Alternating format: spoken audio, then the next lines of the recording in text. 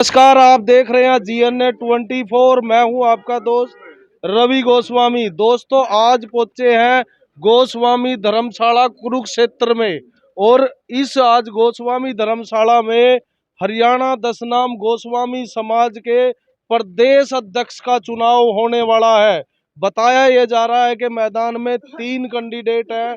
जो पहले प्रदेश अध्यक्ष थे श्री विष्णु गोस्वामी, दूसरे जो कैंडिडेट हैं सुबोध गोस्वामी पानीपत से, और तीसरे कैंडिडेट बताए जा रहे हैं कुलदीप गोस्वामी कागसर से।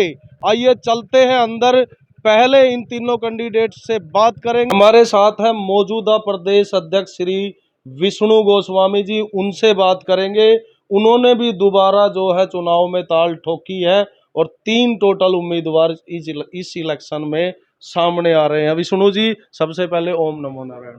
ओम नमो नारायण। और आपके चैनल के माध्यम से सभी दर्शकों को ओम नमो नारायण, नमस्कार, नमस्ते। जैसा कि आप मौजूदा भी कह सकते हैं और पिछला जो कार्यकाल था उसमें प्रदेश अध्यक्ष थे, तो आपकी एक जवाबदेही भी बनती है। सबसे पहले आप अपनी उपलब्धियों के बारे में बताएं कि क्या क्या उपलब्धि आपने प्राप्त की है पिछले कार्यकाल में। देखिए, 21 मार्च 2021 को हमारे प्रदेश का गोस्वामी धर्म समाज का चुनाव हुआ था। उसमें सभी जिलों ने सर्वसम्मति से मुझे प्रदेश का अध्यक्ष बनाया। उसके तुरंत बाद ही हम लोगों ने जो समाज में होने वाले कार्य थे उनको मुख्य रूप से नोट किया कि क्या हमारे समाज में अभी होने वाले हैं, जिनमें से धर्मशाला का निर्माण था।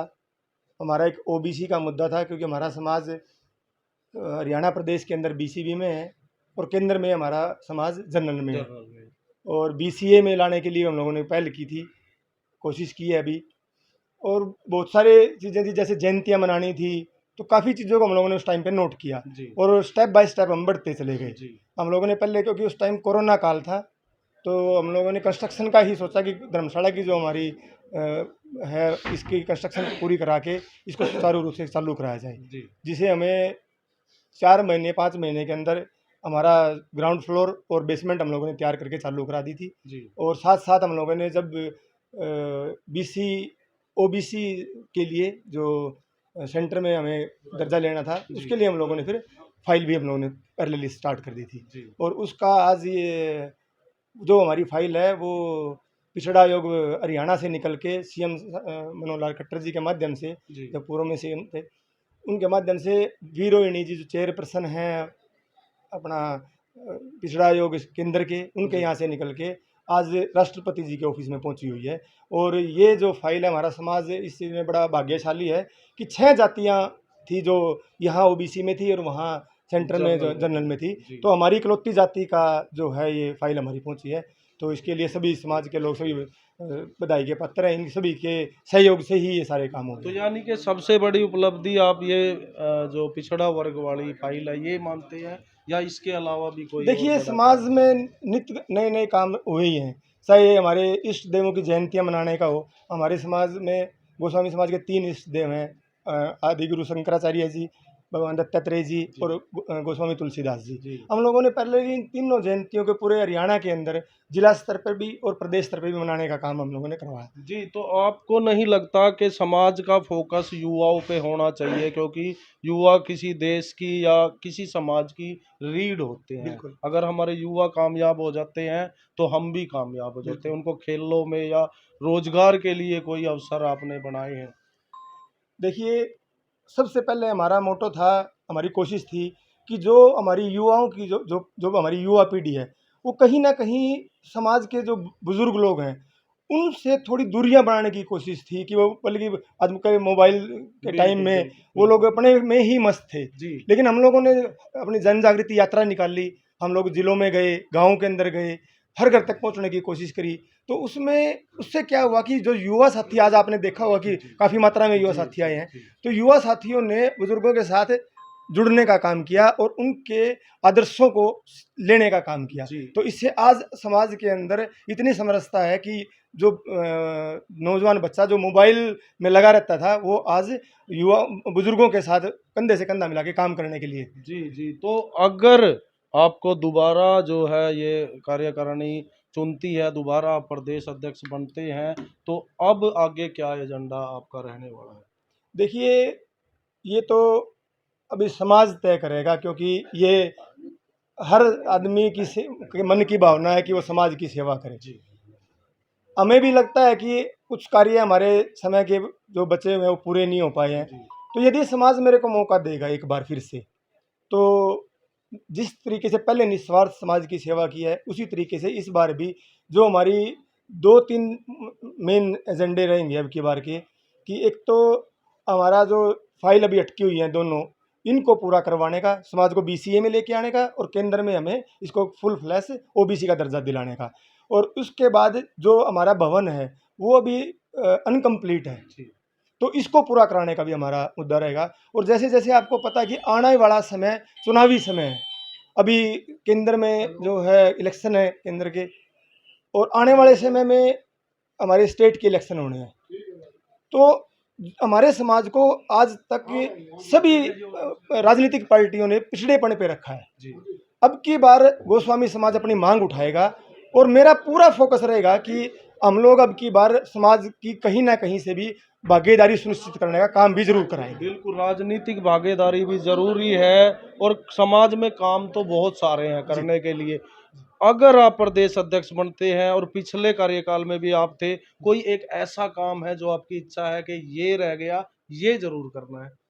देखिए, अभी काम तो मेरे नज़रों में 3 से 4 काम तो ऐसे हैं कि जिसके लिए मैं ये सोच रहा हूँ कि यदि समाज ने आज मेरे को एक बार मौका दिया, तो मैं सबसे पहले उन्हीं कामों को पूरा करने की कोशिश करूँगा। जैसे मैंने बताया कि जी। क्योंकि ओबीसी का जो केंद्र का मुद्दा है वो छोटा मुद्दा नहीं है हमारे समाज का। जी, जी, जी। उसकी वजह से हमारे बहुत सारे नौजवान साथी जो यहाँ बीसीबी की वजह से फॉर्म भर देते हैं, ओबीसी का सेंटर की जो जी, जी, नौकरियाँ जी, उनमें, जी, जी, जी। उन्हें वहाँ से बैकडोर मिलता है कई बार। सेंटर में जाके वो रद्द हाँ, हो जाता हाँ, जी, है। जी, जी, जी। जी। तो इसलिए हमारा सबसे मेन फ़ोकस रहेगा कि हम पहले उस फ़ाइल को अपना करा के सेंटर में अपने इसके समाज को ओबीसी में लेके यही आएँ। मेन मुद्दा और रहेगा। बीसीए का भी ये रहेगा क्योंकि बीसीबी में हमें सरकार ने बीसीबी में तो हमें रख दिया, लेकिन राजनीतिक रूप से हमें कोई अच्छी उसमें हमारी व्यवस्था सुनिश्चित उसका नहीं की कोई है। फायदा हमें हाँ, नहीं मिल नहीं मिल रहा रहा है। है। तो इसलिए हम चाह रहे हैं कि अब की बार इस बीसीए में लेके आने कैटेगरी का को ए में एमए लेके लेके जाए, जाएँ, ये लेके बी जाएँ। वाला जी, तो जी, एक जी, लॉलीपॉप जी, है। जी, जी, तो जी। बहुत बहुत शुभकामनाएं आपको। दीप गोस्वामी कागसर से हमारे साथ हैं,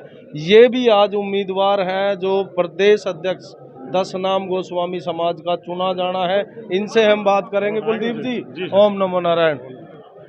भी उम्मीदवार हैं और इससे पहले भी मुझे पता लगा है आप ये वाला जो इलेक्शन है लड़ चुके हैं, तो क्या आपके एजेंडे हैं, क्या इच्छाएं हैं समाज के लिए? भाई अगर आप प्रदेश अध्यक्ष बन जाते हैं तो क्या योजनाएं हैं? सबसे पहले मेरी तरफ से आपके चैनल को बहुत बहुत धन्यवाद, और आपके यहाँ पहुँचने पर मैं आपका स्वागत और अभिनंदन करता हूँ। मैं फौजी कुलदीप गोस्वामी, जिला हिसार, गांव कागसर। जैसा कि आपने पूछा कि प्रधान सेवक बनने के बाद मैं क्या क्या कर सकता हूँ, एक फौजी होने के नाते मैं आपको बताना चाहता हूँ कि सबसे पहले तो समाज जो हमारा सुरक्षित हाथों में होगा, उस पूरे समाज को संगठित करके और गुटबाजी ख़त्म करके एक मंच पर ला करके समाज को तरक्की और उन्नति के रास्ते पर ले जाने का काम करेंगे। जी। समाज के अंदर जो बुराइयां हैं, कुरीतियां हैं, जो आपसी झगड़े हैं, किसी की बहन बेटी घर बैठी हुई है, और भी कई इस तरह के हमारे कई प्रॉब्लम तकलीफ़ें हैं, उनको हम हल करने का काम करेंगे। जी। जहाँ तक शिक्षा का सवाल है, शिक्षा के क्षेत्र में भी हम जो बच्चे हमारे बढ़ चढ़ कर आज तो मेरिट या अच्छे अंक प्राप्त करके आते हैं, उनको हर साल सम्मानित करने के काम करेंगे। जी, जैसा कि एक अब आर्मी मैन है, फौजी है, देश की सेवा कर चुके हैं बॉर्डर पे, अभी तक जो अगर मैं पिछले ही 3 साल की बात करूं, क्या ऐसी चीज है जो रह गई है, आपको खटकती है? पिछले 3 सालों में मुझे जो बात खटक रही है कि हमारा समाज संगठित होने की बजाय कुछ गुटबाजी का शिकार होने को जा रहा है, ये बात मेरे को बहुत खटकती है। और मैं तो ये चाहता हूँ गुटबाजी न होकर के पूरा समाज संगठित होकर के रहे, तभी हम आगे बढ़ सकते हैं, वरना ये हमारे समाज के लिए शुभ संकेत नहीं है। जी, बहुत बहुत धन्यवाद आपका। दोस्तों हमारे साथ हैं दूसरे कैंडिडेट डॉक्टर सुबोध गिरी गोस्वामी पानीपत से। इनसे बात करेंगे क्या इनका एजेंडा रहने वाला है, अगर ये प्रदेश अध्यक्ष बनते हैं तो क्या प्राथमिकता रहेंगी, क्या ये समाज के लिए इन्होंने एक एजेंडा बना रखा है। सुबोध जी, पहले ओम नमो नारायण। ओम नमो नारायण। सबसे पहले तो आपके चैनल के माध्यम से मैं आपके सभी दर्शकों को नमस्कार करता हूँ। ओम नमो नारायण बोलता जी, आप मुझे पता लगा है कि आप भी प्रदेश अध्यक्ष की रेस में हैं। आज जो चुनाव होने जा रहे हैं, अगर आप प्रदेश अध्यक्ष चुन लिए जाते हैं तो आप समाज के लिए क्या एक आपने विचारधारा बना रखी है, क्या एजेंडा बना रखा हूँ। है। सबसे पहले तो हमारा एजेंडा मेन यही है, हमें अपने पूरे समाज को एक सूत्र में पिरोना है। बिल्कुल एक सूत्रीय कार्यक्रम के हिसाब से सबको एक साथ लेकर चलना है। कोई किसी प्रकार का मतभेद मनभेद हमने समाज में कोशिश करनी है किसी के अंदर भी ना रहे। जी और हमने पूरे शिक्षा को लेकर के अपने समाज के अंदर जागृति लानी है, क्योंकि एजुकेशन ही सब कुछ लीड होता है। जी, समाज में एजुकेशन को बढ़ावा होगा तो लोग आगे बढ़ेंगे। ये मेरा मेन एजेंडा है। बिल्कुल जागरूकता सबसे पहली चीज होनी चाहिए। कार्यकाल की अगर हम बात करें तो क्या आपको ऐसी कोई चीज आपके मन में कि ये नहीं हुआ, अगर मैं प्रदेश अध्यक्ष बना तो ये जरूर करूंगा। देखो, जो भी आता है प्रदेश अध्यक्ष अपनी तरफ से सभी कोशिश करते हैं अपनी अच्छाई करने की। जी, ठीक है, उसको हम किसी के बारे में ये बात नहीं करेंगे। हर आदमी अपनी तरफ से मैं पूरी काम कोशिश की बात कर रहा हाँ, हूँ। कोई नहीं। मेरे जो एजेंडे हैं शिक्षा को लेकर के हैं, समाज को एक करना है। हाँ, राजनीतिक रूप से हम आगे लेकर के चलेंगे जी, और सभी समाज को भाईचारा एकत्रित करेंगे। जी। इन चीजों को हम आगे लेकर चलें ताकि हम राजनीतिक रूप से भी हम प्रभाव बना सकें समाज के अंदर। राजनीति की आपने बात की, हमारे समाज की अगर बात करें, संख्या बल में अब हम काफी हो गए हैं। राजनीति में कितनी भूमिका हमारी होनी चाहिए और कितनी है, उस पे आप कितना काम करेंगे। देखिए, आज़ादी के बाद हमारे हरियाणा के अंदर कोई भी एमएलए एमपी या राज्यसभा का मेंबर किसी प्रकार का कोई ऐसा हमें टिकट नहीं मिला है। जी, हमारी पूरी कोशिश रहेगी, हमारा समाज जाग रहा है, जी। जागृति आ रही है। जी, और इस समाज को बिल्कुल एक करके हमने हर हालत में समाज सरकार से कोई भी पार्टी हो उससे अपने लिए कोई टिकट की जरूर मांग करेंगे। वो किसी भी भाई के लिए जरूर नहीं है, मेरे लिए जी। किसी भाई को भी मिले उसका हम तन मन धन से साथ देंगे। किसी भी देश की अगर हम बात करें, समाज की बात तो बाद की बात है, देश की भी एक रीढ़ होता है युवा। युवाओं के लिए आपने क्या सोचा है, क्योंकि अगर किसी देश का किसी समाज का युवा जब तक सशक्त नहीं होता, जब तक वो समाज और देश सशक्त नहीं माना युवाओं के लिए हमने एक लाइब्रेरी की व्यवस्था की है हिसार के अंदर। जी, तो क्योंकि पढ़ेगा तभी युवा बढ़ेगा। जी, जी, और खेल के भी कार्यक्रम हम करवाते रहते हैं। जी, अभी बिधराना के अंदर क्रिकेट की टूर्नामेंट थी, वहाँ भी मैं गया था।